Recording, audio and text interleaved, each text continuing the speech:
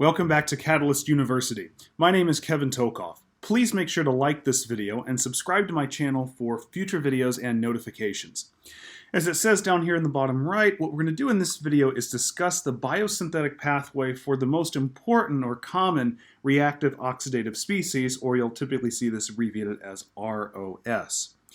Now, before we get into the pathway, I just want to do a very brief overview of what reactive oxidative species do.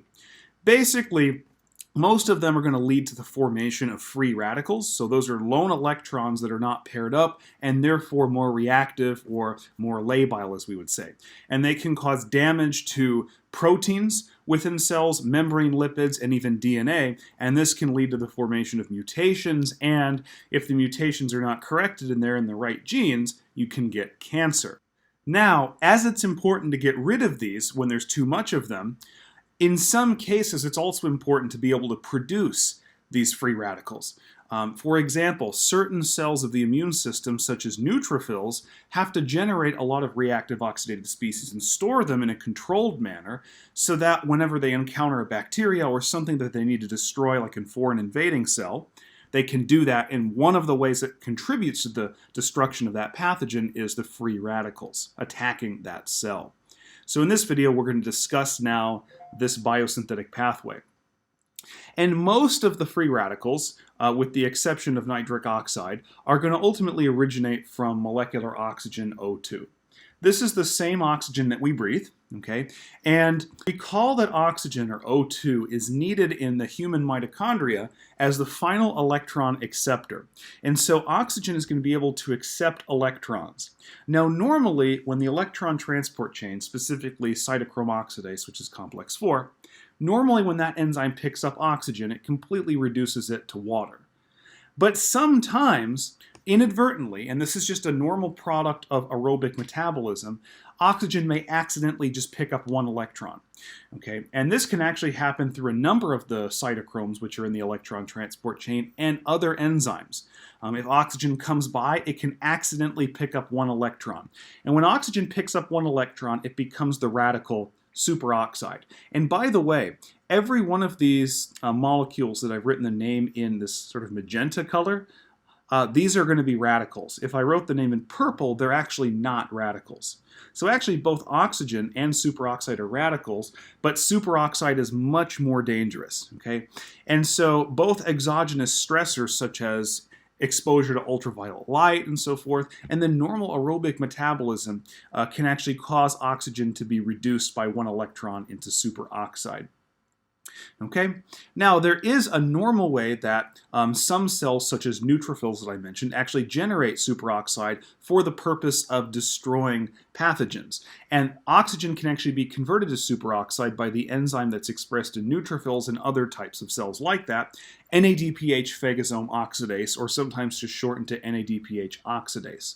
In any case, this enzyme gets one electron from NADPH and reduces oxygen to superoxide. So this would be a purposeful reaction in order to generate superoxide, but a lot of it is actually produced as a byproduct of metabolism. And that superoxide is generally bad. All right, now we'll come over to this right side in a minute, but let's first go down here.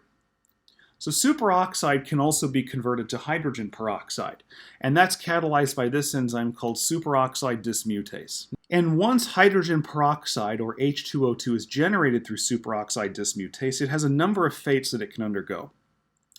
In the case of going the left here, which we'll talk about first, this is actually a protective mechanism against free radicals, where hydrogen peroxide can actually be destroyed. But this pathway going down and this one going to the right, these are actually more dangerous mechanisms for hydrogen peroxide and are typically done by cells such as neutrophils, as we mentioned before, because these two pathways are going to lead to much more dangerous free radicals that can ultimately help destroy a pathogen. All right?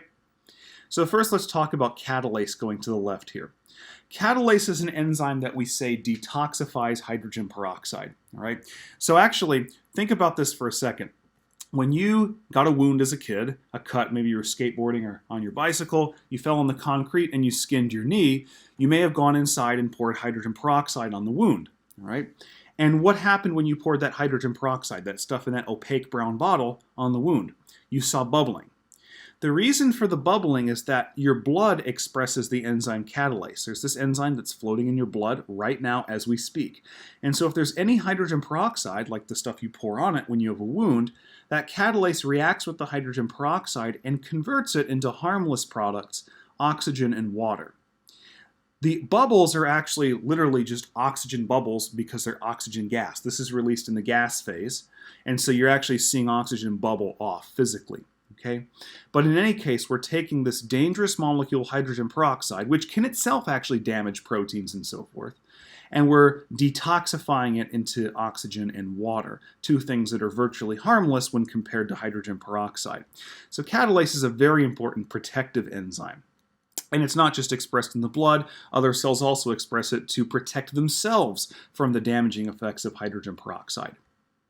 But now let's restrict ourselves to talking about immune cells, cells whose sole purpose is to attack foreign invaders, such as neutrophils. Those are great examples of cells that can actually do this enzyme, myeloperoxidase, and also do this reaction, which is called a Fenton reaction.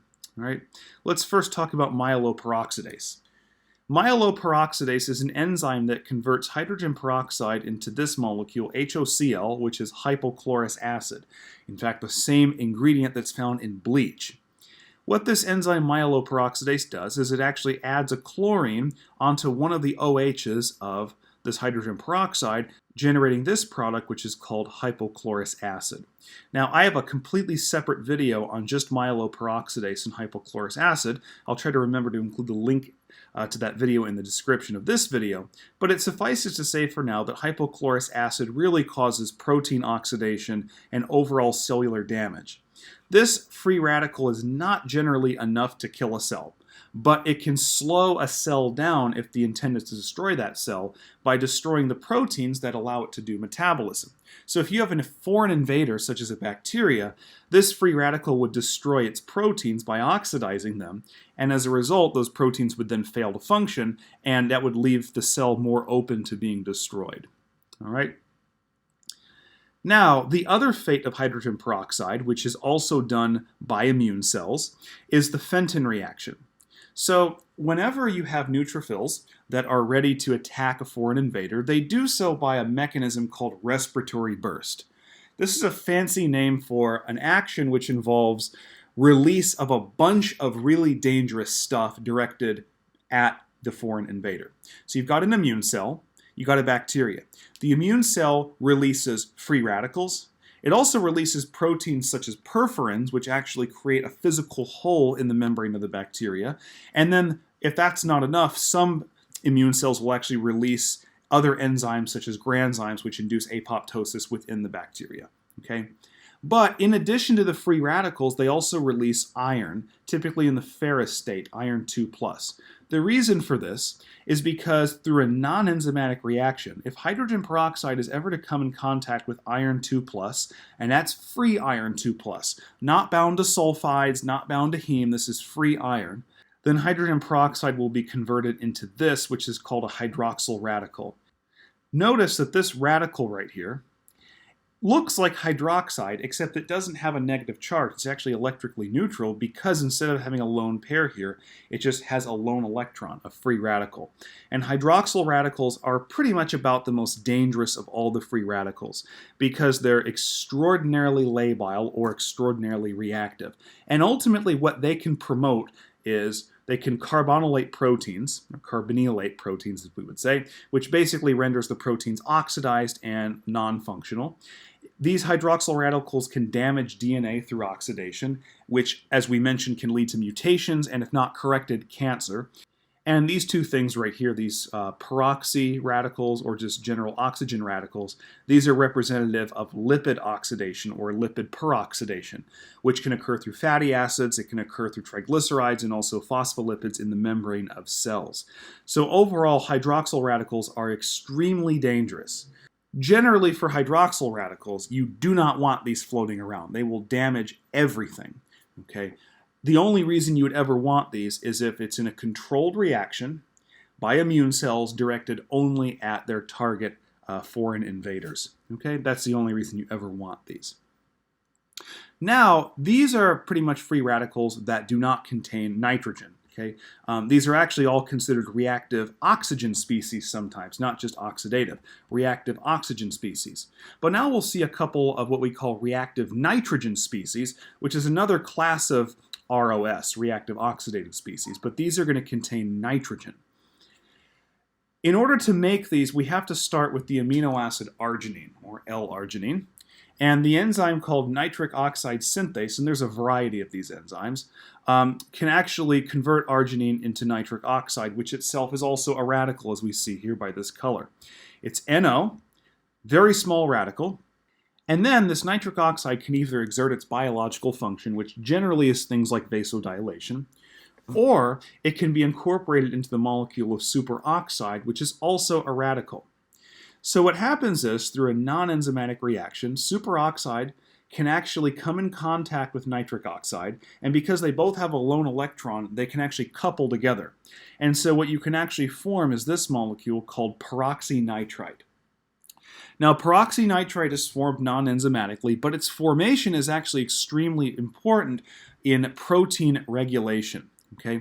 One thing that can actually happen is certain amino acid residues, such as cysteine residues, can actually be nitrosylated. So a nitrosyl group is basically an NO group, all right, and it allows protein activity to be regulated sort of like in a covalent way, okay? And actually in recent times it's been shown that this form of regulation, protein nitrosylation, is actually extremely important for the modulation of activity of certain proteins. For example, the NMDA receptor in the brain, a very important glutamate receptor, is modulated in this way. But in fact, it's been shown that approximately 70% of the proteome is regulated by nitrosylation. And so peroxynitrite formation therefore becomes extremely important. And peroxynitrite may be less important as an oxidative species for the purpose of damaging cells, but more important in regulation of the activity of cells. All right?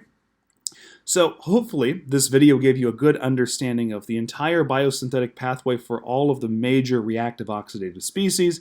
Again, under reactive oxidative species, we have reactive oxygen species and then reactive nitrogen species, but they're all kind of subclasses under ROS, as we've talked about. All right? Please make sure to like this video and subscribe to my channel for future videos and notifications. Thank you very much.